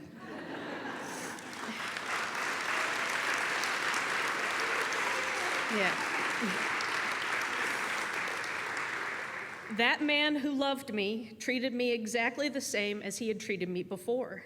He treated my announcement as it should have been treated, a sad chapter of the past, but nothing that needed to be stigmatized. This rocked my world. I told one person the whole truth, and my whole world didn't end. Despite this, I still find it hard to say out loud. Old habits die hard. I've since told a few close friends and my boss, and now an auditorium full of strangers, almost all of whom I don't know.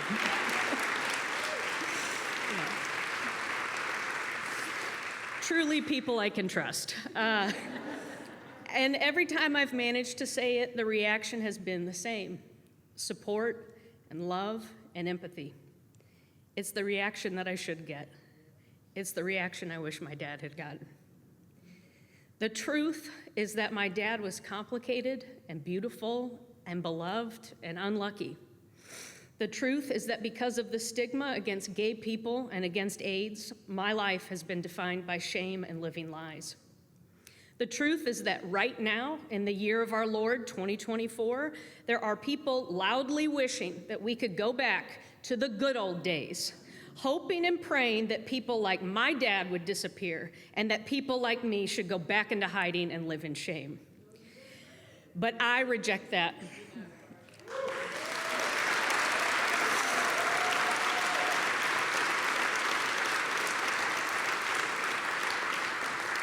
I stand before you and proclaim my truth, my whole truth, and nothing but the truth. I am not ashamed of my dad. I am not ashamed of the virus that took his life, or the fact that he was gay or bisexual or whatever he was. I am ashamed that we accept a society where any person has to hide who they truly are. I am ashamed that we allowed a virus to be so politicized that families were shamed into silence. To my dad, I am so sorry that you felt like you had to hide and that you felt like a failure. The truth is that your community failed you. To all of you, we have the opportunity right now in this moment to live our truths openly. We can embrace love and we can reject shame. We can demand that every person be treated with decency and respect, because I will be damned if I let my children or any children in this country be shamed for living their truth. I will not go back, because the truth matters. The truth, the whole truth, and nothing but the truth, so help us God.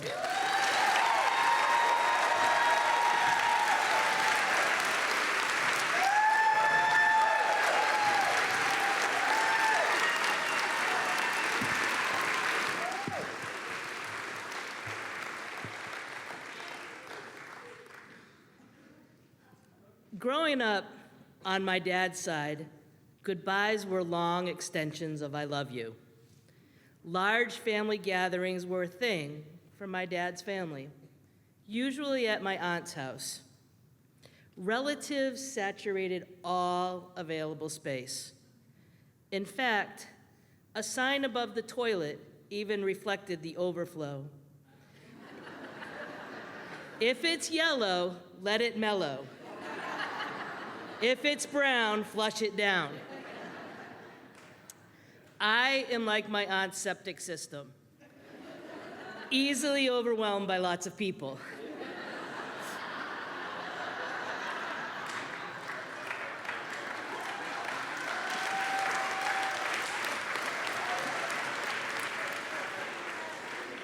So when it was time to leave these gatherings, I was always ready. The goodbyes in this family were a slow extraction.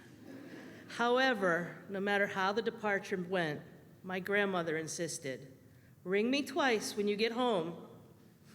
To avoid a long-distance charge, we would call, let the phone ring twice, and hang up,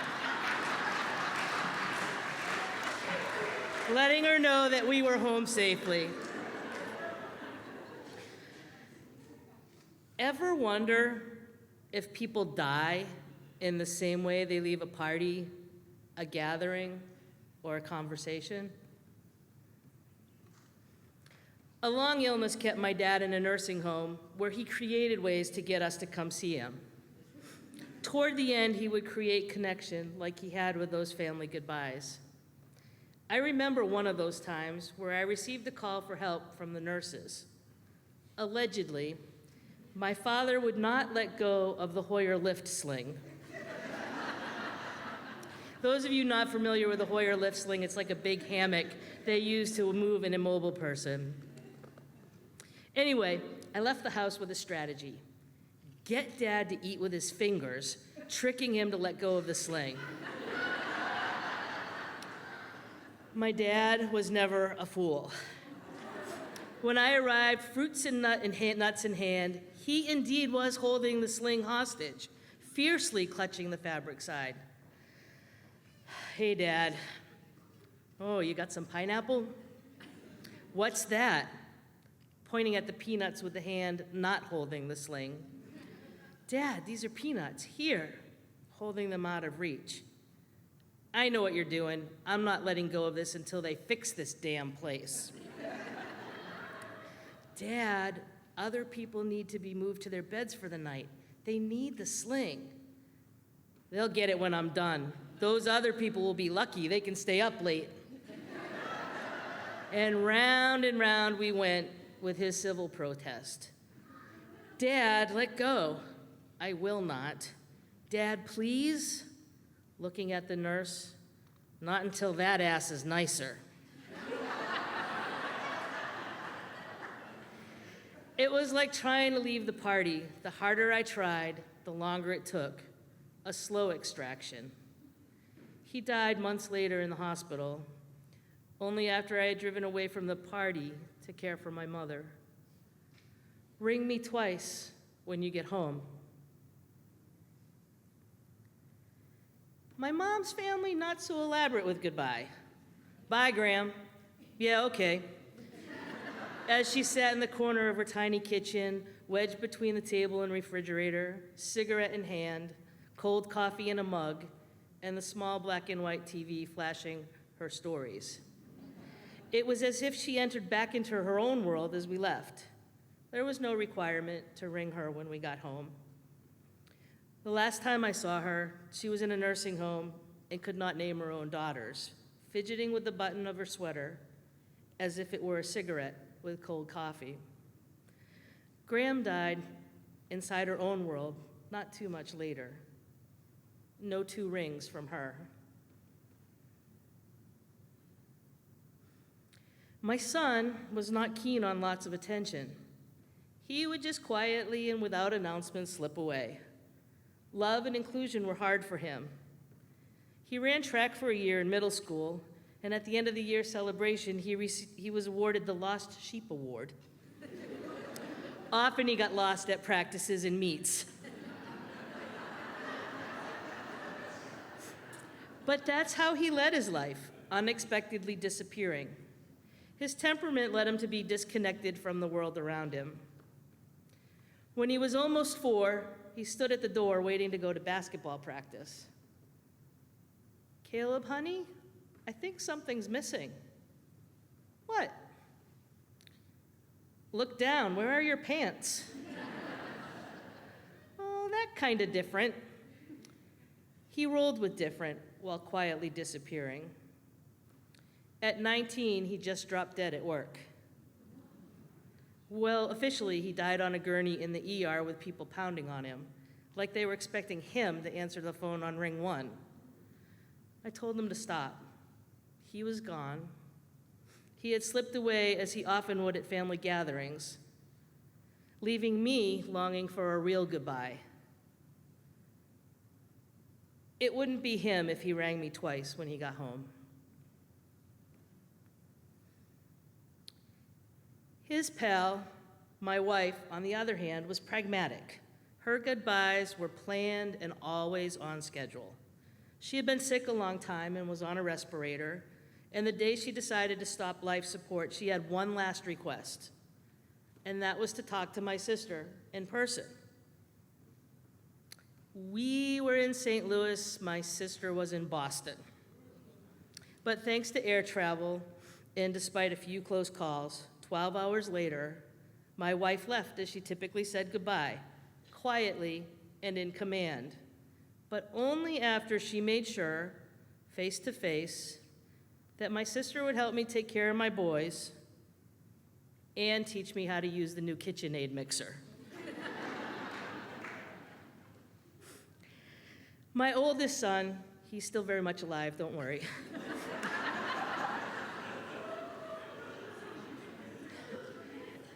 He has autism, and he misses his mother, brother, and papa very much. Without my knowing, his support staff introduced him to the idea of going to heaven. Prior to that, I had kept death intentionally factual. Now, at least weekly, for years, he asks to take a ride to heaven. He's too literal to understand concepts like heaven, so for my own sanity, I invented a tale. No one goes to heaven until God gives them a ticket. Only God gives the ticket, and only when your body is broken and cannot be fixed. At age 33, he now reports when someone dies, body broken, no can fix it, that's sad. Coming from a family of fixers, the unfixability of death has my son stuck without closure. He and I are twins in this regard. In 5 years, I had lost my father-in-law, my 12-year-old nephew, my father, my mother, my wife, and my son. But it wasn't until my mother died that I felt I lost my mooring. Mom died during COVID, and I was blessed to be there. I had flown to Boston for an extended visit and most likely brought her COVID, the final straw to an already sick body. Given my recent history, I had come to think of myself as the Grim Reaper. You can laugh. We're a family of hard discussions, so I knew my mother didn't want to die in a hospital, yet there she lay. We thought she was struggling mentally when she told us over the phone that there's no one watching me here, just a computer. Until my sister arrived. A one-eyed, rectangular box that talked was monitoring my mother. Later that day, I talked to my sister. Let's get Mom home. Her only lifelong request was not to die in a nursing home or hospital. We can't. She has COVID. Yeah, so? Suzanne, why can't we? I can't get sick from her. I'm already sick. Do you feel good enough to do this? And in my head, I have a fever, a cough. My skin feels like there are ants crawling under it, and I am sleeping on an air mattress on the living room floor because that's the only room with a working TV. So no, I don't feel well enough to do this. But then I heard my own words say, think of how many times Mom has dug deep for us. I don't have a choice. I will dig deep. And so began the bringing of Mom home. The long goodbye was arranged. My mother would take a 45-minute ambulance ride to die, connected to something other than a square black talking eye. We had begun the death dance version of my father's long family goodbyes. My sister and her spouse set up a tent and a commode in the backyard. COVID, they couldn't come in. My cousins dropped by the screen door saying their goodbyes, passing jokes. Hey, Aunt Frankie, don't bother getting up. Pretending that they weren't sad. Her sister came by with tea and a muffin and plopped on the back porch, a screen door separating them, their last tea together, and the dusk began turning to night. My mother's breathing started to slow, and the stillness settled heavily. Mom was a practicing Catholic, and it was time for last rites and a final blessing. We FaceTimed my dad's childhood friend, a priest, and he gave us a list of necessary items: a candle, music, some oil, and a Bible. Well, we are a family of improvisers. My sister, a sacrificing atheist, donned a black hairstylist cape, a mask, and gloves, and entered the inner germ-infested sanctum. She carried with her a mag light for a candle, an iPhone for the priest, and the sticky-capped vegetable oil I had found in the pantry. I don't remember the Bible. We prayed, a priest, an atheist, a dying mother, and me. That was her final blessing. An imperfectly perfect prayer.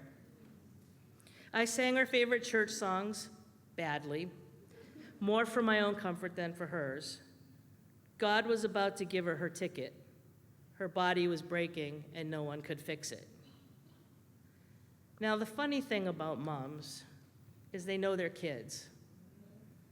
I was known for my ridiculous attraction to court TV.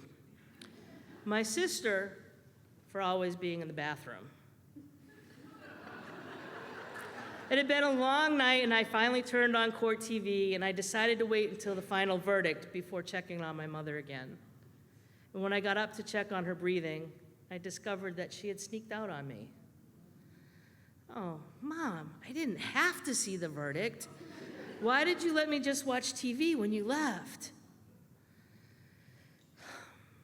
Thank you, Mom, for letting me watch TV while you got your ticket. I looked at her, I brushed her forehead, I stood staring, and she was at peace.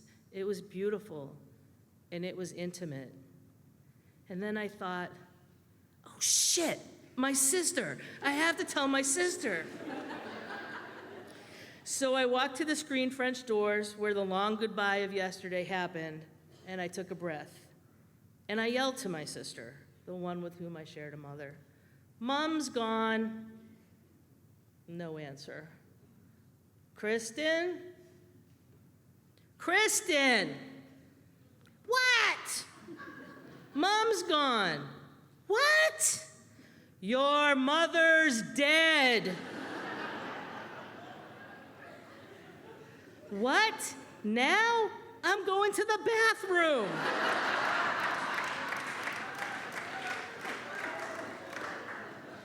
Now be nice, my sister's here, so I love her dearly.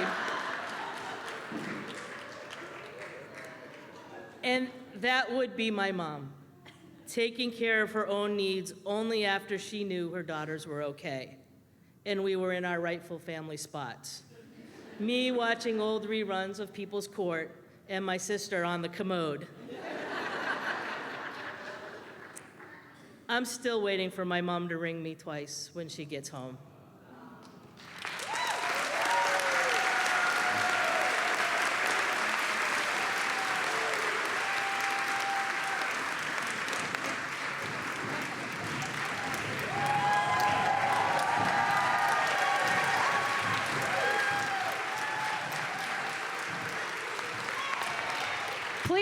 Please come see us in the Conacher room. But for now, have a great night. Ring us twice when you get home.